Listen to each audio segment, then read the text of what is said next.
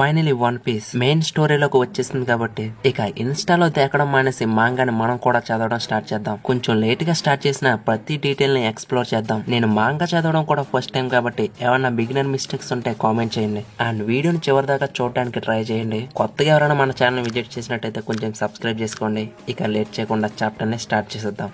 Okay, hi dude and welcome to Telugu anime wood. Chapter 1126 యొక్క title taking responsibility, తెలుగులో బాధ్యతలను స్వీకరించడం. కవర్ ప్యానెల్ లో ఎమటోని చూపిస్తారు.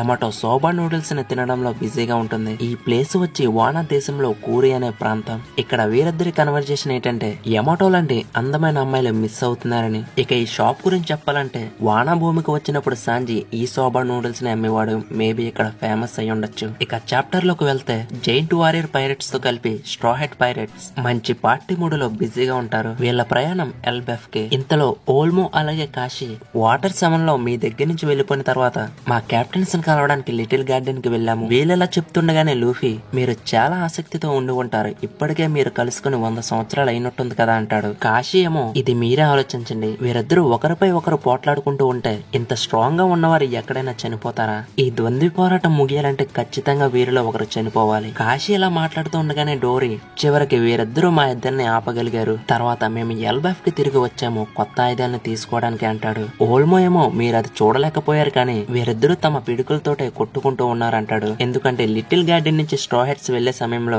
డోరీ బ్రోగి యొక్క ఆయుధాలు స్ట్రా హెడ్స్ ని కాపాడే క్షణంలో విరిగిపోతాయి. అక్కడే ఉన్న నామి కొత్త ఆయుధాలను పొందారు కదా, ఇప్పుడు మీరు పోరాటాన్ని కొనసాగిస్తారా అంటుంది. డోరీ బ్రోగి ఏమో ఆ విషయంలో తగ్గేదే లేదంటారు. ఓసప్ ఏమో నామితో హో నామి మీరు లిటిల్ గార్డెన్ లో ఇంకా ఏమీ నేర్చుకున్నట్టే ఉంది అంటాడు. అక్కడే ఉన్న జెయింట్ మీసాల బాబాయ్ అది నిజమేనని ఆమెకి చెప్పండి ఓసప్. అలాగే ఈ స్టఫ్ చాలా బలమైనది, దీనిని అప్సిత్ అంటారు. ఇది స్పిరిట్ గ్రీన్ ఫ్రేయర్ గా ప్రసిద్ధి చెందింది. ఇది మిమ్మల్ని మతి భ్రమించేలా చేస్తుంది కాబట్టి దీనిని ఎక్కువ మోతాదులో తాగకండి. ఇక్కడ మెన్షన్ చేసింది దీని గురించి. ఈ బాటిల్ ప్రైస్ అరౌండ్ 4000 దాకా ఉంది. ఎవరైనా ట్రై చేయాలనుకుంటే ట్రై చేయండి. ఇక ప్రతి ఒక్కరు ఫుల్ ఎంజాయ్మెంట్ తో పార్టీని కొనసాగిస్తారు. ఇక్కడ చూసుకుంటే లిలిత్ కూడా స్ట్రా హెడ్స్ తోటే ఉంది. నెక్స్ట్ ప్యానల్ లో చూసుకుంటే బొన్నీ కోమాతో కలిసి ఉంటుంది. ఇది ఒక బెస్ట్ హ్యాపీ మూమెంట్. ఒక చిన్న పిల్లల మారి తన నాన్నతో హ్యాపీగా గడుపుతుంది. మేబీ అందుకే ఉంటుంది ఓడా సెన్సే బొన్నీకి అలాంటి డెవిల్ ఫ్రూట్ ని కలిగి ఉండేలా చేశారు. ఒక నెలకు ముందు కొత్త ప్రపంచంలో గార్డియల్ దీపం వద్ద ఓ సంఘటన జరిగింది. సముద్రపు చక్రవర్తి అయిన రెడ్ హెయిర్ పైరెట్స్ యొక్క షాంక్స్ భూభాగంలో రెడ్ హెయిర్ పైరెట్స్ యొక్క ఫ్లాగ్ ని కాల్చేశారు. దాని కారణంగా వారి గౌరవానికి ఒక దెబ్బ పడింది. ఇలా చేసింది మరి ఎవరో కాదు, బార్టోలోమియా. ఇతనినే ది మ్యాన్ ఎంట్రీ అని కూడా పిలుస్తారు. ప్రతి ఒక్కరూ ఈ వీడియోకి లైక్ చేయండి. ఇక నెక్స్ట్ ప్యానెల్ లో చూసుకుంటే షాంక్స్ పైరెట్స్ మనోడిని మడత పెట్టేసి షాంక్స్ కి ఎదురుకుంటా మోకాళ్ళపై కూర్చోబెడతారు. మరి ఏమనుకున్నారో తెలియదు కానీ వాడి చేతులను కూడా కట్టేస్తారు. ఇక షాంక్స్ బార్టోలోమియోతో నువ్వు చేసిన ఈ పనికి మాలిన పనికి నేను నిన్ను అనుమతించినట్టయితే నా జెండాను అందించిన ఇతర దీపాలు కావచ్చు లేదా సముద్రపు దొంగలు కావచ్చు, వారు మాపై ఉంచిన విశ్వాసాన్ని కోల్పోతారు. ఇంకా చెప్పాలంటే నా స్నేహితులు ప్రమాదానికి గురవుతారు.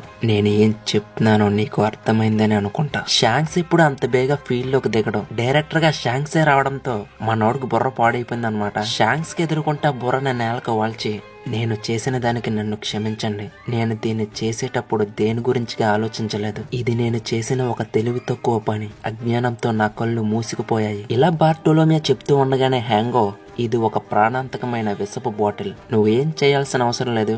ఈ బాటిల్ ని స్ట్రా హెడ్ లూఫీకి నెలలోపు తీసుకెళ్లిస్తే చాలు అంటాడు. బార్టోలోమియా ఏంటి అంటే హ్యాంగో ఏంటంటావేట్రా, ఇది విషపూరితమైన నొప్పిని భారీ రక్తస్రావంతో చివరికి మరణానికి కారణమవుతుంది. మరి మీ నేరాలకి మీ యజమానే కదా ఈ మూల్యాన్ని చెల్లించాలి. బార్టోలోమియా పైరెట్స్ ఏమో మేము లూఫీ సెంపైకి ఎప్పుడు అలా చేయము అంటారు. ఇంతలో హ్యాంగో దగ్గర ఉన్న పాయిజన్ బాటిల్ ని బార్టోలోమియా నోటుతో తీసుకుని తాగేస్తాడు. అది చూసిన వెంటనే వాడి పైరెట్స్ ఇలా ఎందుకు చేశారు బాస్, అది మీ ప్రాణాలకు ప్రమాదం అంటే బార్టోలోమియా షాంక్స్ తో పాటు అక్కడ ఉన్న వారందరితో లూఫీ సెన్పై ఫ్లాగ్ ని ఫైర్ చేయమని గాని ఫ్లాగ్ ని తీసేయమని గాని మమ్మల్ని ఎప్పుడు అడగలేదు. అతనిని ఈ గందరగోళంలో చేర్చకండి దయచేసి. నేను ఇలా చేశానని మాత్రం అతనికి చెప్పకండి. అతను నా ఇష్టం కోసం తన సమయాన్ని ఒక్క సెకండ్ కూడా వృధా అవ్వడం నాకు ఇష్టం లేదు. నేను బాగానే ఉన్నాను. ఇప్పటిదాకా జరిగిన వాటిలో ఇది ఒకటిగా. ఒక చక్రవర్తిని ఎదిరించడానికి ఒక చెత్త ప్రయత్నించింది. దాని కారణంగా వాడు చంపబడ్డాడు. దీనిని ఇలాగే జరగనివ్వండి.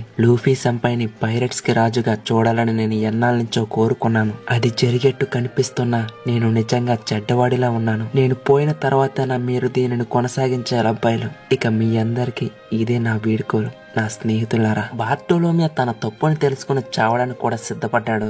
వాడి పైరెట్స్ అయితే వాడితో పాటు ఏడ్ చేస్తున్నారు. ఇక ఇదంతా ముగిసిపోయింది, మనోడు పైకి పోతాడన్న టైంలో మీరు మన ఛానల్ ని సబ్స్క్రైబ్ చేసుకోండి. తర్వాత ఇది ఫేక్ అని అర్థమవుతుంది.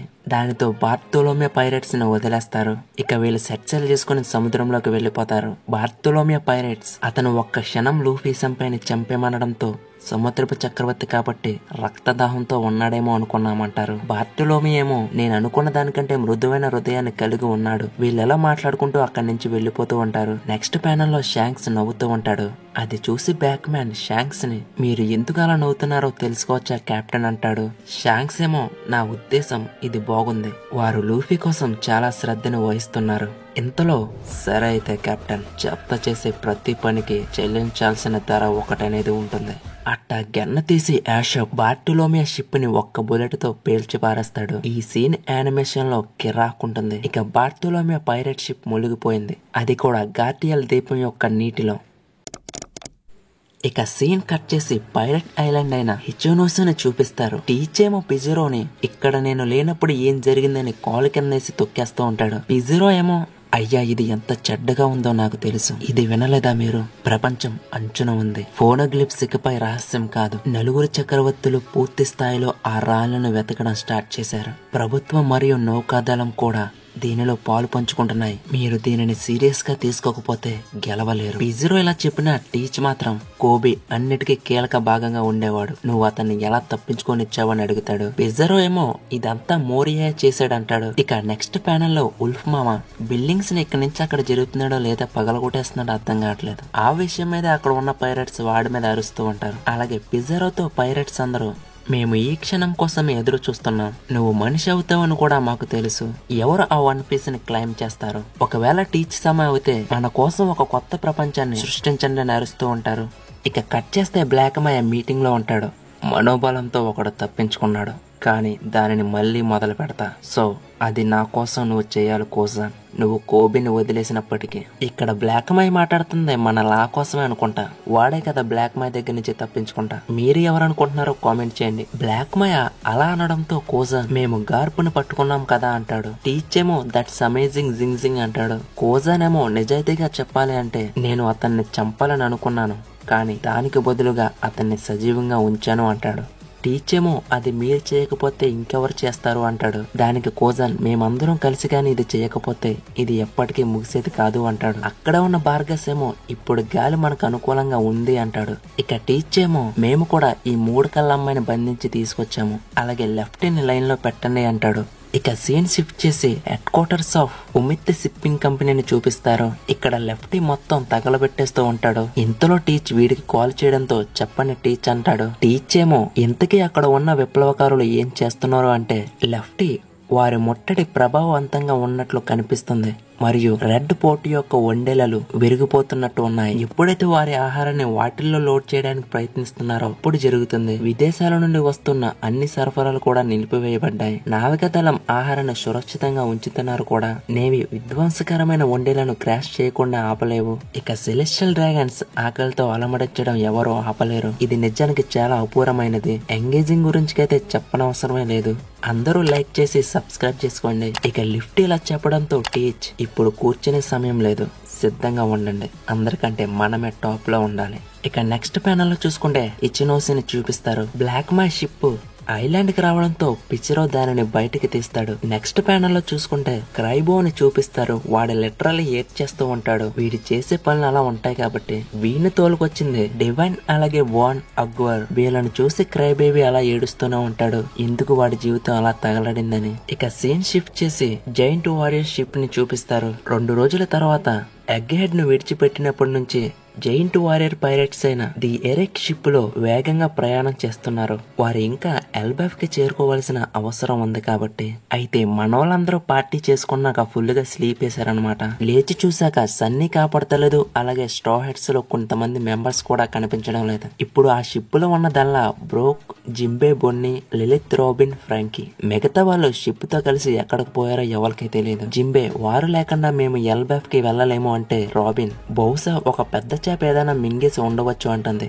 దానికి ఫ్రాంకీ అది కూడా నిజమే ఉండవచ్చు, ఇక్కడ చేపలు చాలా పెద్దగా ఉన్నాయి అంటాడు. ఇక అందరూ లూఫీ మీరు ఎక్కడికి వెళ్లిపోయారని అరుస్తూ ఉంటారు. ఇక నెక్స్ట్ ప్యానెల్ లో నామిని చూపిస్తారు. ఫుల్ గా తాగడంతో నామికి ఇంకా హ్యాంగ్ ఓవర్ వదలలేదు. అప్పుడే మనతో ఒక మాట చెప్తుంది. వీడియోని ఇక్కడ దాకా చూసినట్టయితే సబ్స్క్రైబ్ చేసుకోమని. మీకు ఈ చాప్టర్ లో ఏమైనా డౌట్స్ ఉంటే కామెంట్ చేయండి. నెక్స్ట్ చాప్టర్ లో ఆ డౌట్స్ ని క్లియర్ చేయడానికి ట్రై చేస్తాను. And bye.